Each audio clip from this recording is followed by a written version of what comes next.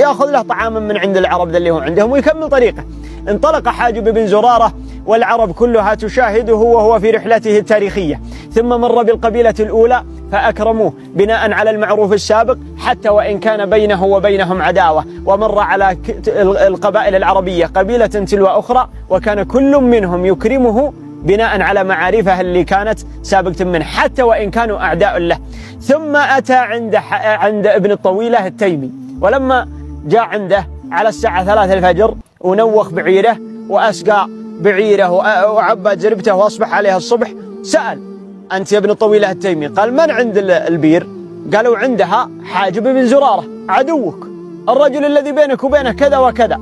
قال: إنه اليوم ضيفي وأمس عدوي وغد عدوي، لكنه اليوم ضيفي. ثم أكرمه، ثم أمر بأن يمشي مع حرس إلين يصل عند كسرى، ثم وصل عند كسرى، ثم قال الحاجب: من أنا؟ واحد من العرب.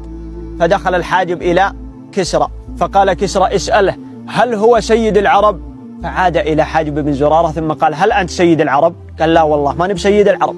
فعاد إلى كسرى قال: اسأله إذن هل هو سيد على قبيلته؟ فسأله قال: لا والله لست بسيد على قبيلتي. ثم عاد إلى كسرى قال: اسأله هل هو سيد على بني قومه، يعني ربعه القريب؟ فسأله قال: لا والله لست بسيد عليهم. قال: فأدخل علي هذا العربي دعني أرى ما لديه.